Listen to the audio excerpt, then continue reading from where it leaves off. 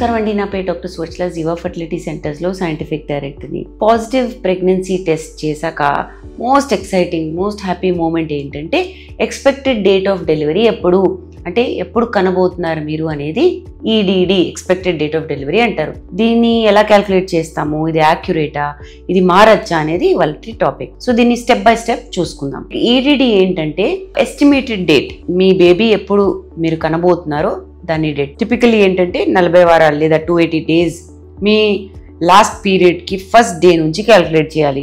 అంటే లాస్ట్ పీరియడ్లో first day ఏముండో దాని నుంచి 40 weeks లేదా 280 days అనేది ఈడీడీ క్యాల్కులేషన్ ఉంటుంది. ఇది ఒక ఎస్టిమేట్, డెడ్ లైన్ ఏం కాదు. ఇందులో ఏంటంటే 4 నుంచి 5% ఆడోలే ఎగ్జాక్ట్ ఈ డేట్కి కంటారు. మోస్ట్ బేబీస్ ఏంటంటే ఈ ఈడీడీ కన్నా ఒక వారం ముందు, ఈడీడీ కన్నా ఒక వారం తర్వాత పుట్టడం జరుగుతుంది. సో ఎలా క్యాల్కులేట్ చేస్తారు, 3 విధాలుగా చూసుకుందాం. ఫస్ట్ ఏమో ఎల్ఎంపీ బేస్డ్ క్యాల్కులేషన్, దీన్ని నగేలీస్ రూల్ అంటారు.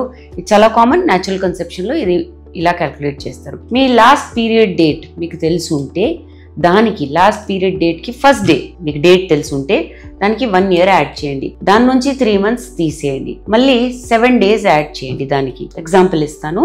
మీ last period date January 10th ఉందనుకోండి 2025, దానికి 1 year యాడ్ చేయండి, January 10, 2026. ఇప్పుడు దీని నుంచి 3 months తీసేయండి, October 10, 2025. దీనికి 7 days యాడ్ చేయండి, October 17, 2025. ఇది మీ ఎల్ఎంపీ.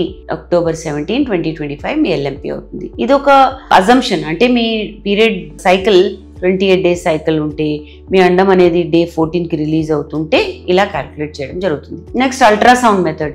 ఇది ఇర్రెగ్యులర్ సైకిల్స్ ఉన్న వాళ్ళకి లేదా ఐవీఎఫ్ వాళ్ళకి, లాస్ట్ పీరియడ్ ఎప్పుడైందో తెలియని వాళ్ళకి ఇది చాలా మంచి పద్ధతి.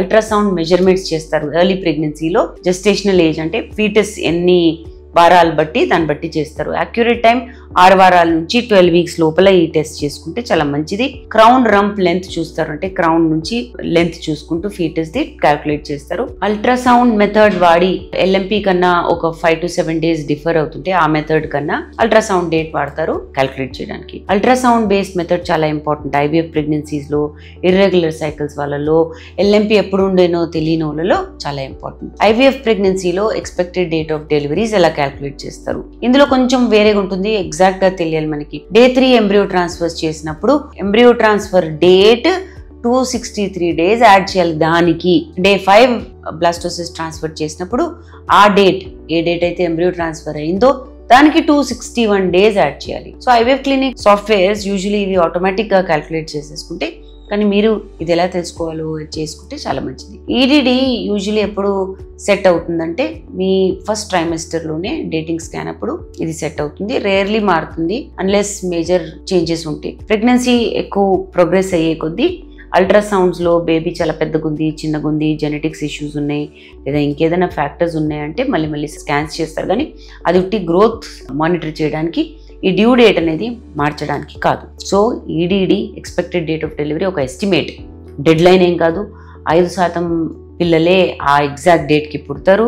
యూజువల్లీ ఏంటంటే 37 to 42 weeks మధ్యలో కంటే దాన్ని ఫుల్ టర్మ్ అంటారు. ఒక స్మాల్ పర్సంటేజ్ దానికన్నా ముందు, దానికన్నా తర్వాత కంటారు. కాకపోతే ప్రాపర్ మెడికల్ గైడెన్స్ ఉంటే అది కూడా జాగ్రత్తగా చేయడం అనేది జరుగుతుంది. దీని గురించి ఇంకా వివరాల కోసం తప్పకుండా జీవా ఫర్టిలిటీ సెంటర్స్కి వచ్చేయండి. Thank you.